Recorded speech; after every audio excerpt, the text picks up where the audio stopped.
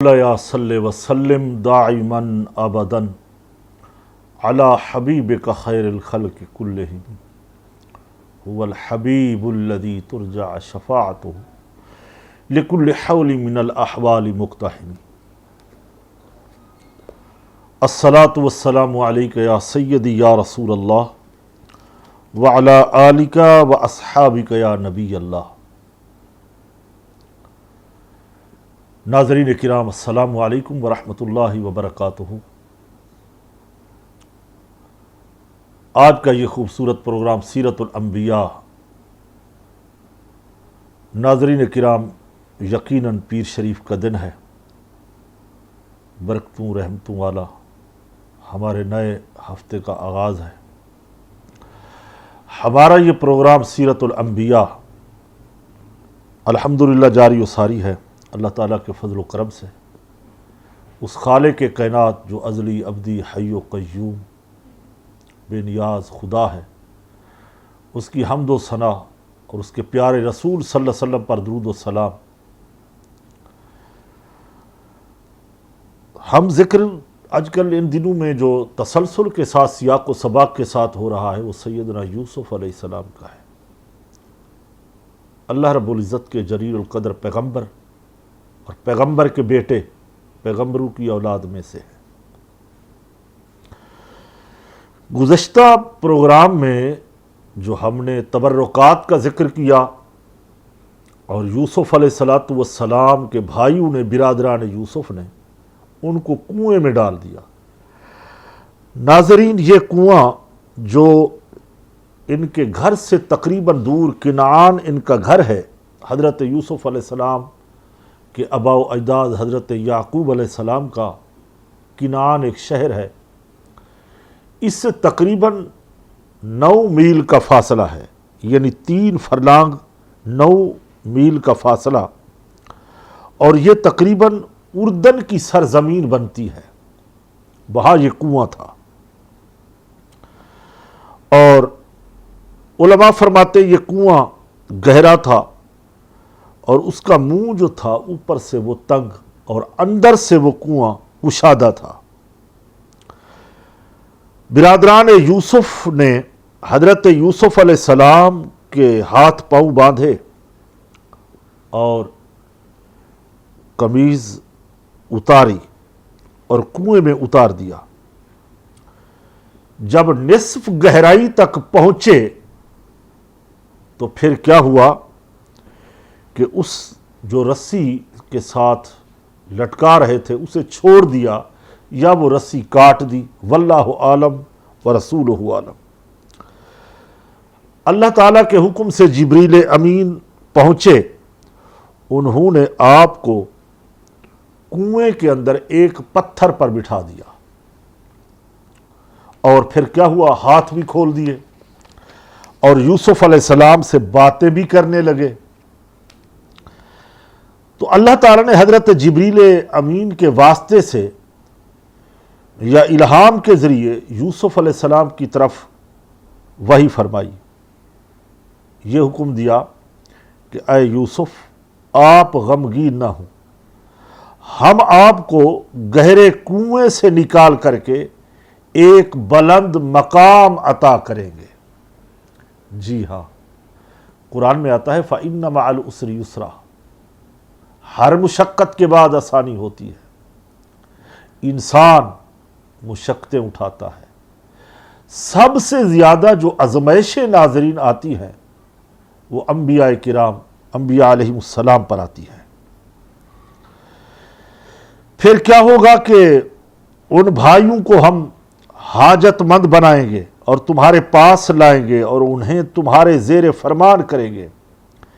اے پیارے یوسف، ایک دن ایسا بھی آئے گا کہ تم ضرور انہیں ان کا یہ ظالمانہ کام یاد دلاؤ گے، یہ ان کی حرکات و سکنات انہیں یاد دلاؤ گے، انہیں یہ وقت یہ زمانہ تم یاد دلاؤ گے، اور اس وقت تمہارے ساتھ انہوں نے جو کیا اور وہ اس وقت تمہیں پہچانتے بھی نہیں ہوں گے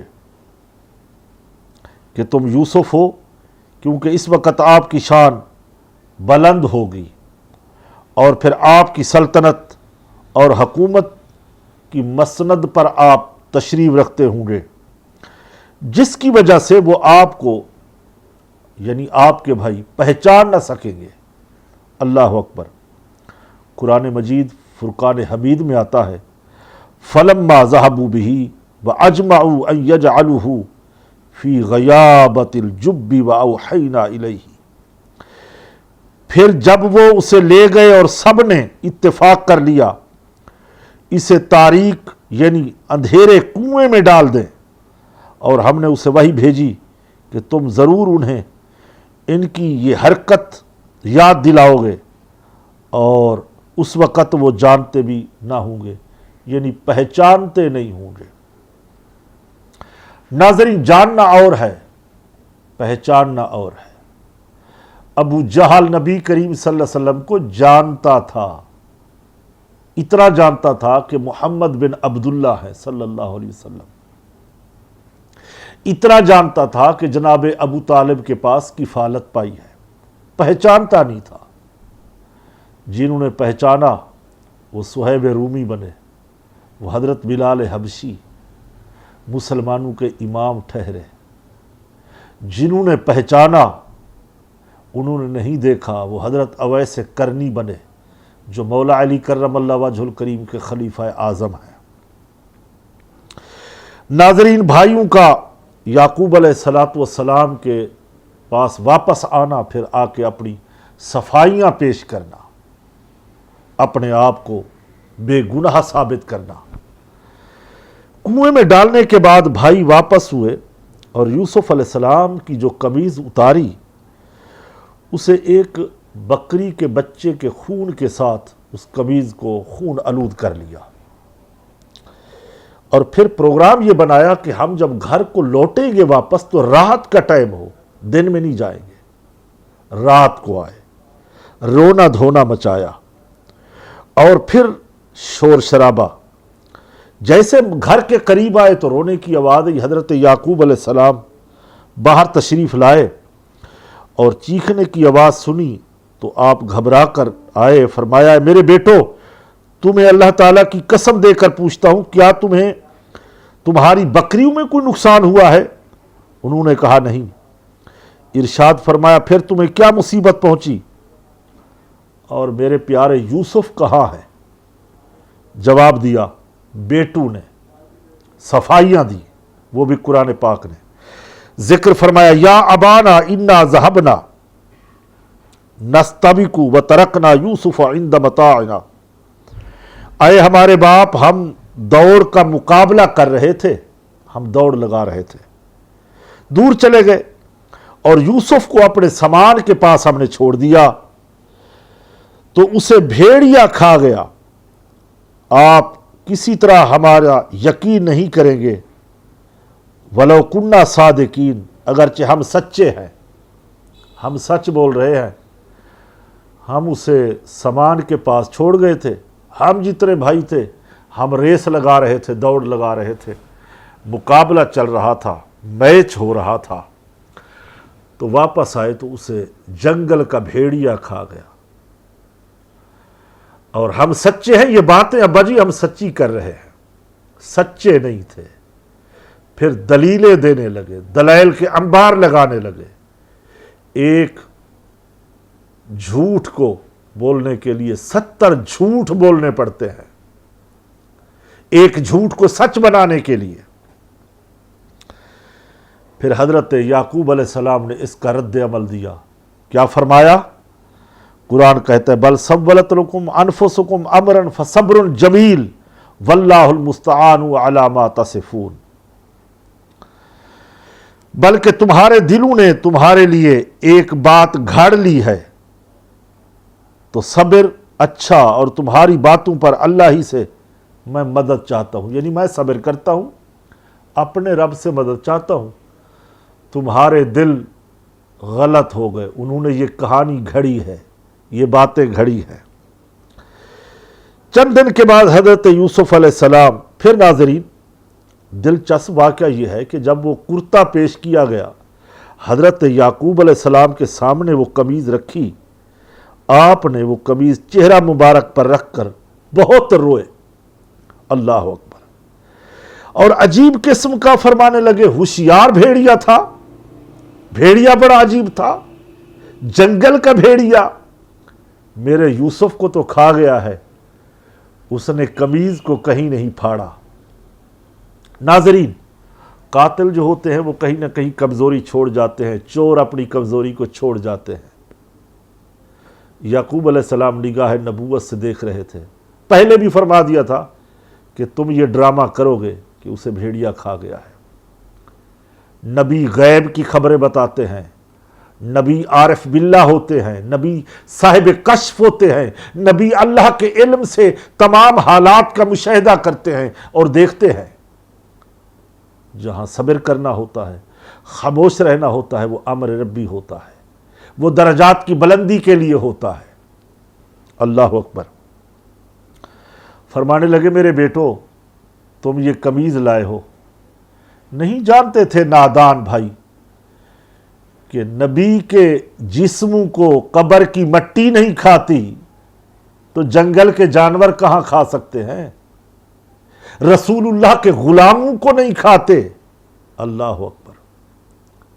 نہیں سنا حضور کے صحابی کا واقعہ؟ جنگل میں گئے۔ ناظرین، انشاءاللہ ملتے ہیں ایک مختصر بریک کے بعد۔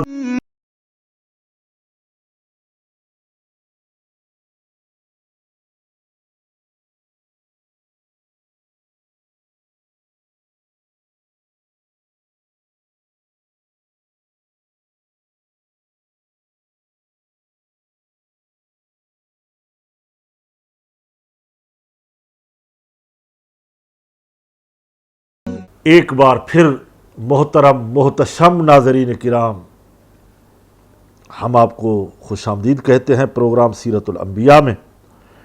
حضرت سفینہ حضور کے صحابی ہے، پڑھے نا حدیث ہے، دیکھے نا، نبی کے جسم کو جانور نہیں کھاتے، مٹی نہیں کھاتی، ہوا نقصان نہیں پہنچاتی، کئی سو سال تک حضرت عزیر علیہ السلام کا مبارک جسم موت طاری ہو گئی، ان کا ذکر بھی آئے گا، مگر خراب نہیں ہوا۔ حضرت سلیمان علیہ السلام کئی سال تک کھڑے رہے، جن مسجد بناتے رہے، آندھی آئی، بارشیں آئی، ہوا آئی، مبارک جسم خراب نہیں ہوا۔ نبی کریم صلی اللہ علیہ وسلم کے غلام حضرت سفینہ ہے،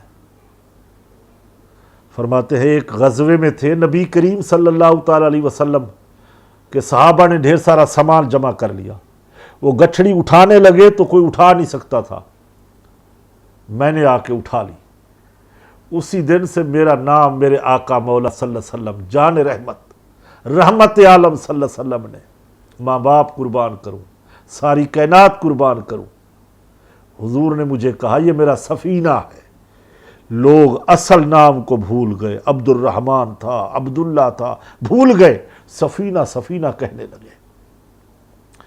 فرماتے ہیں ایک تبلیغ میں گئے، غزوے میں گئے، وہاں سے آئے، قافلہ آگے نکل گیا، میں پیچھے رہ گیا، دریا عبور کیا، جنگل کا راستہ تھا، کیا دیکھتا ہوں کہ جنگل کا بادشاہ بھیڑیا ایک شیر آ نکلا، اس نے میری طرف دیکھا اور میں نے اسے مخاطب کیا کہ اے جنگل کے بادشاہ، مجھے نہیں پہچانتا، میں سفینہ ہوں۔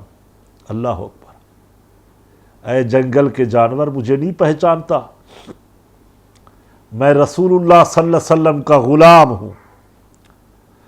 فرماتے ہیں خدا کی قسم وہ اپنی دم ہلانے لگا، اشارہ یہ تھا کہ سفینہ، جس رحمت عالم صلی اللہ علیہ وسلم کے تم غلام ہو، ہمیں جو زندگی ملی ہے اسی وجہ تخلیق کائنات کے صدقے سے ملی ہے۔ اللہ اکبر۔ اسی رسول اللہ صلی اللہ علیہ وسلم کے وسیلے سے ہمیں بھی زندگی ملی ہے۔ فرماتے ہیں وہ شیر ساتھ ہو لیا، وہ آگے چلتا گیا، قافلہ مجھے مل گیا، وہاں تک چھوڑا، جب چھوڑا تو اس نے پھر آواز لگائی، یعنی صوفیہ فرماتے ہیں صوفیوں کی زبان کے اندر کہ وہ الوداع کہہ رہا تھا، بائے بائے کہہ رہا تھا کہ حضرت اب آپ جائیں، مجھے اجازت، میں واپس جا رہا ہوں، میں تو آپ کو چھوڑنے کے لیے آیا تھا۔ سبحان اللہ، جس کے غلاموں کی یہ شان ہے، اس آقا دو جہاں صلی اللہ علیہ وسلم کا مقام کتنا بلند ہوگا۔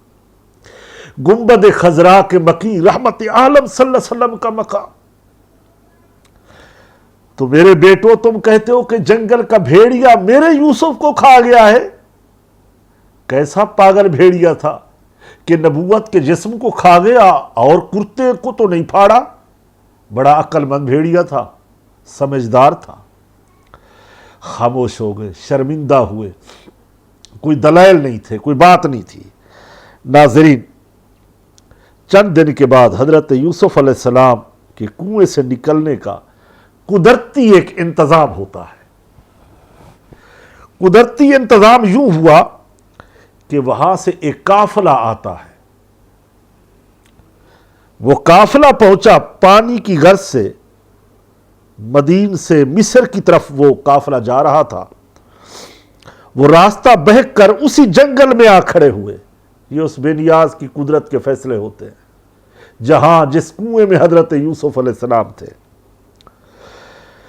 تو جہاں آبادی سے بہت دور یہ کنواں تھا، اس کا پانی بھی کھارا تھا، مگر سبحان اللہ، جب حضرت یوسف علیہ السلام اس کنویں میں گئے تو اس کھاری کنویں کا پانی بھی، کھارا پانی بھی میٹھا ہو گیا۔ یہ ہے نبوت کے بدن کا فیض، یہ ہے جسم نبوت کی برکت۔ اللہ اکبر۔ نبی پوسٹ مین نہیں ہوتے، ڈاکیا نہیں ہوتے، نبی نبی ہوتے ہیں، اللہ کے مقبول ترین، گناہوں سے معصوم ہوتے ہیں، وہ عارف باللہ۔ تو انہوں نے ایک اپنا قافلے میں سے ایک صاحب کو بھیجا، کہا اس کا نام مالک بن زار خزائی تھا۔ وہ آیا وہاں کنویں میں، اس نے ڈول لٹکایا کہ پانی حاصل کروں۔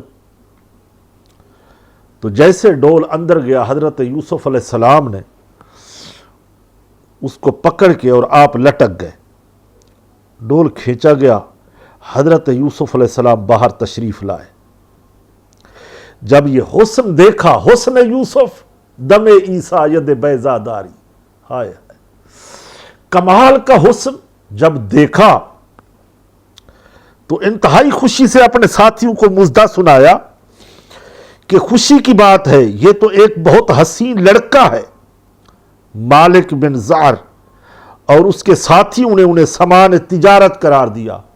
بھئی اس کو تجارت کے سامان میں رکھو، جو ہم مصر میں جا رہے ہیں، مدین سے چلے ہیں، اس کو بھی فروخت کریں گے، اور چھپا لیا۔ قرآن پاک فرماتا ہے وَجَاءَ سَيَّارَةٌ فَأَرْسَلُوهُ، اور ایک قافلہ آیا تو انہوں نے پانی لانے کے لیے بھیجا۔ تو وہاں سے حضرت یوسف علیہ السلام کنویں سے باہر تشریف لائے۔ پھر بھائیوں کی بے رغبتی دیکھو۔ حضرت یوسف علیہ السلام کے بھائی اسی جنگل میں اپنی بکریاں چراتے اور آپ کی نگرانی بھی کرتے تھے۔ آج جب انہوں نے یوسف کو کنویں میں نہ دیکھا تو تلاش شروع کر دی۔ قافلے میں پہنچے تو وہاں انہوں نے مالک بن زار کے پاس حضرت یوسف کو دیکھا تو اس سے کہنے لگے یہ ہمارا غلام ہے، یہ بھاگا ہوا ہے اور یہ کسی کام کا نہیں، اور یہ نافرمان بھی ہے، اگر تم چاہو تو خرید لو اور ہم بہت کم قیمت پہ سستا بیچ دیں گے۔ پھر اسے کہیں اتنی دور لے جاؤ کہ وہ ہمیں نظر نہیں آئے۔ جب یہ لوگ خریدنے پر راضی ہو گئے تو بھائیوں نے انہیں بہت کم قیمت والے چند درہم کے عوض بدلے میں بیچ دیا۔ اور یوسف علیہ السلام میں کوئی رغبت تو انہیں ویسے بھی نہ تھی، حاسد تھے، حسد کرتے تھے، بغض تھا۔ قرآن فرماتا ہے وَشَرَوْهُ بِثَمَنٍ بَخْسٍ دَارِهِمْ مَعْدُودَةٍ، اور بھائیوں نے بہت کم قیمت اور چند درہم کے بدلے اسے بیچ ڈالا، اور انہی میں سے کچھ رغبت نہ تھی۔ ناظرین، ذکر خیر سیاق و سباق کے ساتھ چل رہا ہے، مگر یہاں وقت ہوتا ہے ایک مختصر بریک کا۔ انشاءاللہ آپ کہیں نہیں جائیں گے، ملتے ہیں ایک مختصر وقفے کے بعد۔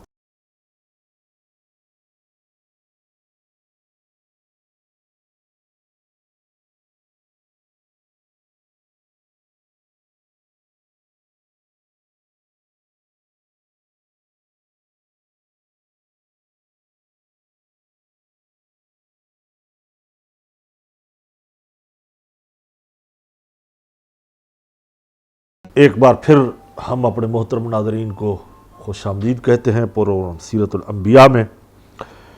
ناظرین کرام، انبیاء کرام کی مبارک سیرت، روح پرور واقعات، سچے واقعات اور حضرت یوسف علیہ السلام کا ذکر ایسا ہے کہ 3-4 صورتوں کے اندر ذکر خیر ملتا ہے، اور پوری اس نام کی، اس پیغمبر کے جو منسوب ہے، سورہ یوسف اللہ رب العزت نے نازل فرمائی۔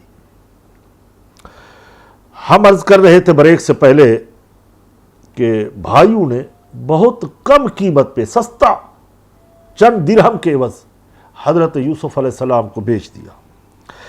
حضرت یوسف علیہ السلام کے حسن و جمال کی وجہ سے اگر بھائی کثیر سرمایہ کا مطالبہ بھی کرتے تو قافلے والے انہیں وہ بھی دے دیتے، لیکن پھر بھی بھائیوں نے انہیں انتہائی کم قیمت پر اس لیے بیچ ڈالا کہ وہ بھائی دراصل مال کی خواہش نہ رکھتے تھے، بلکہ ان کا بنیادی مقصد جو تھا ناظرین، وہ حضرت یوسف کو والد سے جدا کرنا تھا، اور وہ کامل طریقے سے پورا ہو رہا تھا۔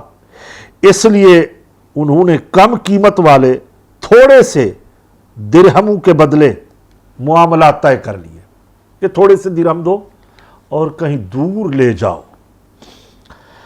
ناظرین، اب ہم قدرت کا ایک اور کرشمہ،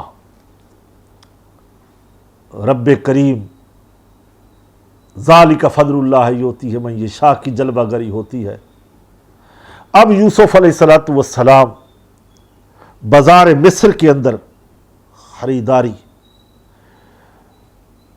پھر مالک بن زار اور اس کے ساتھی حضرت یوسف علیہ السلام کو مصر میں لے آئے۔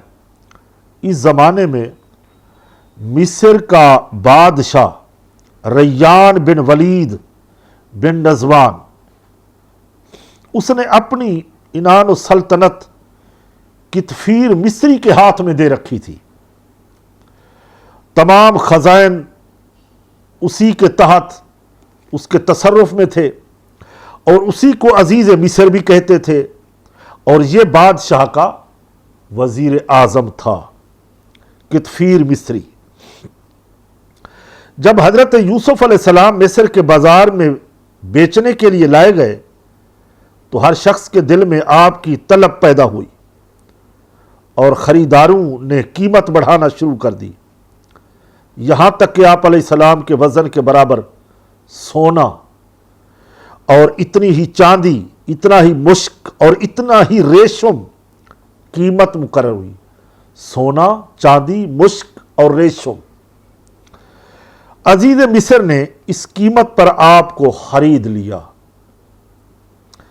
اور اپنے گھر لے آئے، اور دوسرے خریدار اس کے مقابلے میں خاموش ہو گئے کہ اتنی بڑی ڈیمانڈ اور اتنا بڑا سرمایہ۔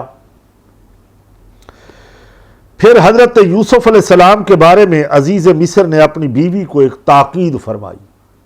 جب گھر لے کے آ گئے تو حضرت یوسف علیہ السلام کو اپنے گھر میں لائے تو ان کی بیوی، عزیز مصر کی بیوی زلیخا سے کہا کہ یوسف علیہ السلام کو عزت سے رکھو اور ان کی قیام گاہ کا عمدہ نفیس انتظام کرو، لباس اور خوراک بھی اعلیٰ قسم کی ہو، شاید ان سے ہمیں نفع پہنچے، یہ سلطنت اور حکومت کے کاموں کو سر انجام دینے میں ہمارے کام آئیں، کیونکہ رشد و ہدایت کے چشمے ان سے جاری ہوں گے، اور ان کے چہرے کا جو نور ہے یہ ہمیں بتاتا ہے کہ یہ ہمیں نفع دے گا، اور ان کے چہرے سے یہ آثار ظاہر ہوتے ہیں کہ ہم انہیں بیٹا بنا لیں گے اور ان کی برکت سے ہمیں نفع ہوگا۔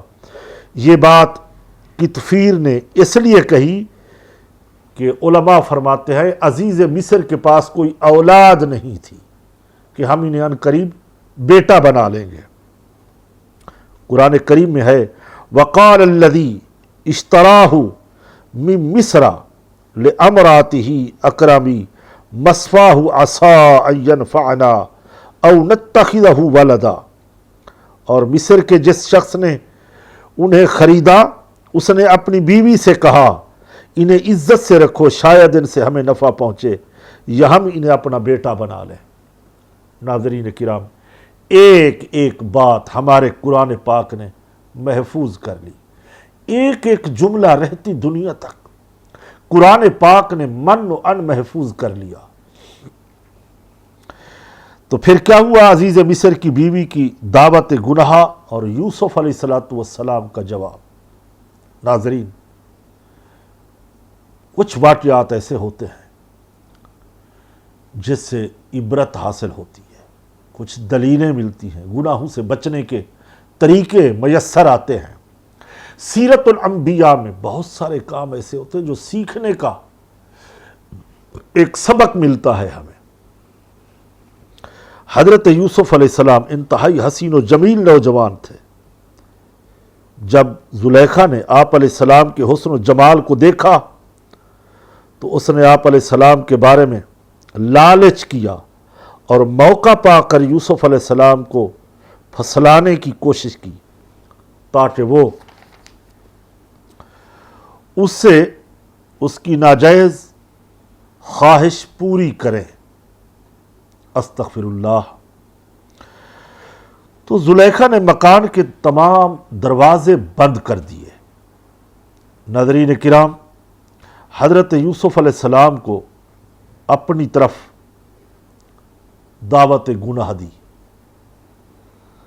حضرت یوسف علیہ السلام چونکہ زلیخا کے گھر میں ہی رہائش پذیر تھے، اس کی پناہ میں رہتے تھے، اس لیے اس بات کی نظر انداز کرنا انتہائی مشکل تھا۔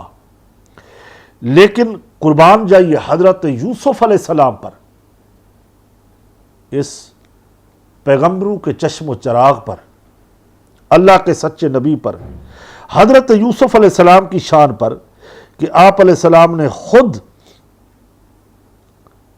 کیا فرماتے ہیں کہ گھر سے باہر کی طرف بھاگے اور اپنے عزم اور ارادے پر بھروسہ کرنے کی بجائے اللہ تعالیٰ کی پناہ مانگی۔ پھر زلیخا کو نصیحت کرتے ہوئے فرمایا بے شک عزیز مصر نے میری پرورش کی، مجھے رہنے کے لیے اچھی جگہ دی، تو کیا اس کا بدلہ اس کے اہل خانہ میں خیانت کروں؟ اللہ اکبر، ایسا ہرگز نہیں ہو سکتا۔ جو ایسے کرتے ہیں وہ ظالم ہوتے ہیں اور ظالم کبھی فلاح نہیں پاتے۔ ناظرین کرام، قرآن پاک فرماتا ہے وَرَأَتْهُ هُوَ فِي بَيْتِهَا عَنْ نَفْسِهِ، وہ جس عورت کے گھر میں تھے اس نے انہیں ان کے نفس کے خلاف پھسلانے کی کوشش کی، دعوت گناہ دی۔ کریم تھے، کریموں کی اولاد تھے۔ ناظرین، ہم اسی ذکر کو انشاءاللہ اپنے آئندہ پروگرام میں بھی رکھیں گے، اسی آیت کی شرح اور اس کی تفسیر بیان کریں گے کہ الرعا برہان ربی، وہ دلیل الہی کیا تھی، کون سا جمال دیکھا تھا حضرت یوسف علیہ السلام نے، اللہ تعالیٰ نے انہیں محفوظ رکھا۔ ہمارے پروگرام سیرت الانبیاء کا وقت ختم ہوا چاہتا ہے۔ ہم اپنی ٹیم کا اور تمام ناظرین کا شکریہ ادا کرتے ہیں، اور آخر میں ہماری اجتماعی دعا ہوتی ہے۔ الحمدللہ تمام حضرات شامل ہوتے ہیں، آپ بھی شریک ہو جائیے اور نیک اچھی نیتوں کے ساتھ انشاءاللہ دعا کریں گے تو اللہ رب العزت اس میں برکت عطا فرمائے گا۔ آمین۔ الحمدللہ رب العالمین والصلاة والسلام علی سید الانبیاء والمرسلین ما هو اہلہ ربنا افرغ علینا صبرا وثبت اقدامنا وانصرنا علی القوم الکافرین۔ اے ساری کائنات کے مالک، خالق، رازق اللہ، تو ہمارا خدا ہے، تو معبود برحق ہے، خدایا بحق بنی فاطمہ کہ بر قول ایما کنی خاتمہ، اگر دعوتم رد کنی ور قبول، منو دست دامان آل رسول۔ مالک عالم اسلام کی خیر فرما، ملک پاکستان کی حفاظت فرما، ہمارے پروگرام سیرت الانبیاء کو اپنی بارگاہ میں قبول فرما، ہمارے ناظرین کو اس کی برکتیں عطا فرما، مولا ہمارے بیماروں کو شفا عطا فرما، پروردگار عالم بے اولادوں کو نرینہ صالح اولاد عطا فرما۔ اے اللہ جو گھروں میں بچے جوان ہیں، بیٹیاں بیٹے، تمام کو نیک ہم پلہ رشتے عطا فرما۔ پروردگار عالم ہمارے سچ ٹی وی کے مالکان کو برکت عطا فرما، دن دگنی رات چگنی ترقی عطا فرما، افواج پاکستان کی خیر فرما، پاکستان کی سرحدوں کو مضبوط سے مضبوط تر بنا، اللہ دین اسلام کا بول بالا فرما۔ وفوض امری اللہ ان اللہ بصیر بالعباد، یا عزیز و یا غفار یا حنان یا دیان یا سبحان، اللہم نور قلوبنا بالایمان۔ سبحان ربک رب العزت عما یصفون، سلام علی المرسلین والحمد للہ۔